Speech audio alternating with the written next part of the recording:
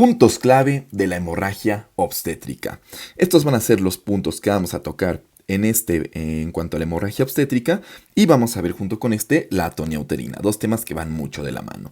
Empecemos con la definición de hemorragia obstétrica, en donde en la nueva guía de práctica clínica se nos menciona que hay que usar la definición de Revitalize, en donde se nos dice que la hemorragia uterina se define como un sangrado de más de 1000 mililitros, ya sea cesárea o vaginal, aquí no hace distinción. Más de 1000 mililitros de sangrado ya se considera hemorragia obstétrica, o también cualquier signo o síntoma signo o síntoma de hipovolemia, y estos dos tienen que ser en las primeras 24 horas del nacimiento. Entonces, esa va a ser nuestra definición nueva de hemorragia obstétrica, pero igual tenemos que conocer las definiciones viejas. Entonces, en la definición vieja, hemorragia obstétrica se consideraba de distinta forma si era un parto o una cesárea. En el caso de la cesárea, justamente aquí era el sangrado de 1000, y en el caso del parto era un sangrado de 500 mililitros. Eso es como pues se consideraba anteriormente. Hay que conocer las dos y pues con base a eso contestar. Ahora, vamos a dividirla también en una temprana y una tardía. Temprana va a ser cuando esté dentro de 24 horas y tardía va a ser cuando esté a más de 24 horas o hasta 12 semanas después del parto. Entonces, eso en cuanto a nuestras definiciones de hemorragia uterina, tanto viejas como nuevas. Y ahora, en cuanto a la etiología, tenemos aquí la mnemotecnia de las 4T, ¿no? Entonces tenemos 4Ts, en donde el primero es el tono. Esta va a ser la causa más común. En este apartado vamos a encontrar la causa más común en el tono, y la causa más común va a ser la atonía uterina, que vamos a ver en unos momentos. Entonces, atonía uterina. En la segunda T tenemos trauma. Entonces, trauma, como ¿qué puede ser? A lo mejor una laceración, un desgarro del cérvix, de la pared vaginal, ruptura uterina, episiotomía, un sangrado, una episiotomía complicada, etc. Entonces, eso va a ser todo lo que encontremos en trauma. La siguiente T va a ser de tejido, en donde sobre todo va a ser la retención de restos placentarios. Entonces, esa va a ser nuestra principal causa de un sangrado tardío, como vimos, después de 24 horas hasta 12 semanas. Entonces, esta va a ser la principal causa de un tardío. Y la última T va a ser de trombina, haciendo referencia a defectos en la coagulación. Entonces, aquí podemos tener coagulación intravascular diseminada, púrpura y demás, demás patologías que pudieran causarnos una disminución en los factores de coagulación, como también puede ser el síndrome HELP.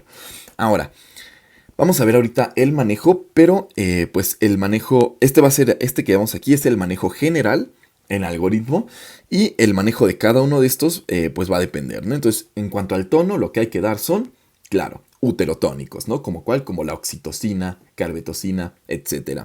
En el caso del trauma, lo que hay que hacer es reparar. Si hay una laceración, la reparamos. En el caso de tejido, hay que hacer una revisión de cavidad para buscar esa retención de restos placentarios. Y en el caso de la trombina, lo que hay que hacer es pasarle plasma. Entonces, ese va a ser nuestro tratamiento de acuerdo a nuestra etiología. Ahora pasamos a el manejo general, en donde, vamos a tener en primer lugar la prevención. ¿Con qué vamos a hacer esta prevención? Con el manejo activo, ¿no? Del trabajo de parto. Entonces, puede ser desde pasarle oxitocina a la paciente cuando sale el hombro anterior del producto, para evitar la atonía uterina, la tracción gentil del cordón umbilical, para evitar, por ejemplo, que se nos quede algún resto placentario por intentar sacarlo muy rápido, pinzamiento tardío del cordón umbilical, el masaje uterino también relacionado con una disminución en la predisposición de atonía uterina. Entonces, el masaje lo que va a hacer es aumentar el tono. Y como tal, eso. Pero lo más importante aquí es la oxitocina y el pinzamiento tardío. 10 unidades de oxitocina a la salida del hombro anterior y pinzamiento tardío del cordón umbilical. En caso de que ya tengamos distensión o ya haya una distensión uterina o ya tengamos como tal la distensión, que puede ser a lo mejor un producto macrosómico, un polidrapnios, etc. Si además también tenemos, no además, sino Otra indicación de esto que les voy a mencionar es que tenga cardiopatías la paciente, eclampsia o nefropatía. En lugar de oxitocina para el manejo preventivo vamos a usar carbetocina. Entonces, eso es lo que tenemos que saber. Oxitocina o carbetocina. Y además pinzamiento tardío. Eso en cuanto a nuestra prevención. En caso de que ya tengamos la hemorragia per se, vamos a llevarlo a un manejo farmacológico inicial. En este manejo farmacológico inicial, lo que vamos a hacer es igual pasar uterotónicos. Entonces, igual en esta parte vamos a dar en primer lugar oxitocina. Si no funciona con la oxitocina o si la oxitocina sola, solo va a estar indicada si no la pasamos en la parte de la prevención. Solo ahí. Si sí pasamos la oxitocina, vamos solo a asociarle, además de la oxitocina, ergonovina. Y si no hay ergonovina, si no hay ergonovina, podemos pasar aquí también como alternativa a la ergonovina, misoprostol. Y por último, en un tercer escalón tenemos la carbetocina, que como sabemos va a ser la indicada, como les dije, en personas que ya tengan el antecedente de distensión uterina, cardiopatía, eclampsia o nefropatía. Eso en cuanto a nuestro manejo farmacológico inicial. En caso de que este no jale, vamos a pasar a un manejo mecánico. Que pues ya el manejo mecánico implica pues justo, ¿no? La aplicación de ciertas presiones. Entonces aquí lo que podemos hacer es compresión bimanual, pinzamiento de las arterias uterinas o el balón hidrostático o balón de Bakri, ¿no? Eso en ese orden. Entonces primero vamos a hacer compresión bimanual, que es con el puño literalmente adentro. Y con la otra mano como que presionamos abajo del monte de pubis del monte pubiano de la paciente. Si no funciona esto, hacemos pinzamiento de las arterias uterinas. Recordemos, pues como lateral al cérvix, pinzamos y eso es lo que tiene que parar el sangrado. Y si no funciona esto, pasamos a el balón hidrostático o el balón de Bakri. Y en este punto también vale la pena recalcar que aquí podría estar indicada la revisión de cavidad. Entonces, no siempre se tiene que hacer, la que sí siempre se tiene que hacer de rutina es la revisión de algún desgarro de cérvix o de vagina, con una gasa en el dedo.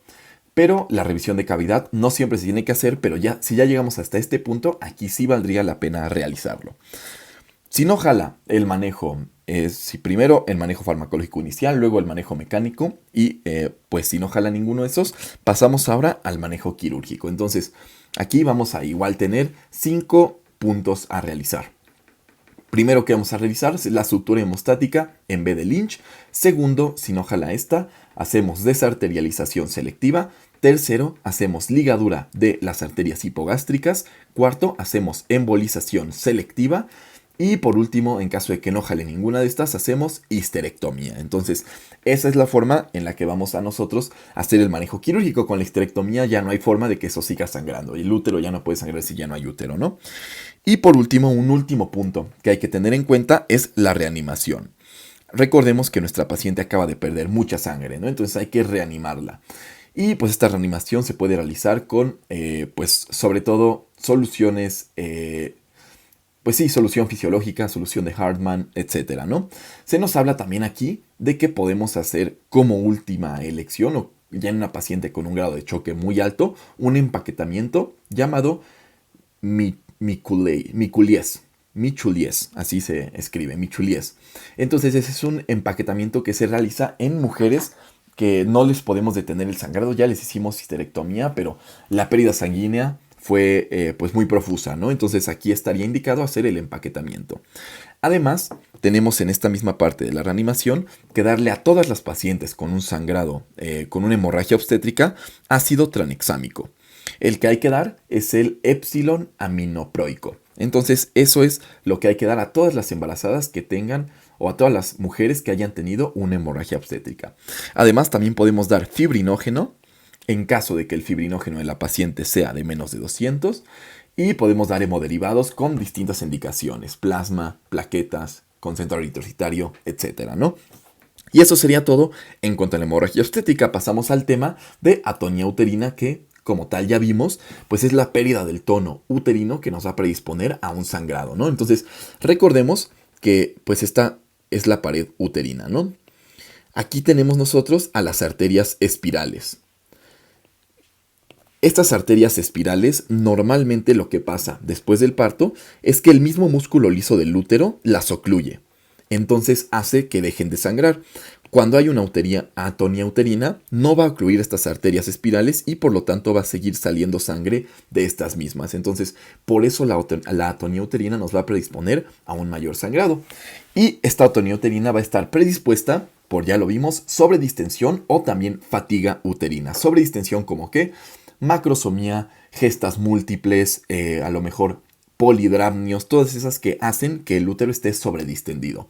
Y fatiga uterina como a lo mejor un parto prolongado, que esté la paciente mucho tiempo en trabajo de parto, o el uso de oxitocina, que también va a fatigar las paredes uterinas. Entonces, como tal, eso sería lo que hay que conocer en nuestros factores de riesgo. La protección se va a realizar, ya lo vimos también, con el manejo activo del trabajo de parto. Entonces recordemos pinzamiento tardío, 10 unidades internacionales de oxitocina a la salida del hombro anterior del producto, además también el masaje uterino, etcétera, ¿no? Esa va a ser nuestra protección. La clínica va a ser un sangrado postparto, entonces vamos a tener el sangrado o la hemorragia obstétrica y a este le vamos a asociar un útero flácido.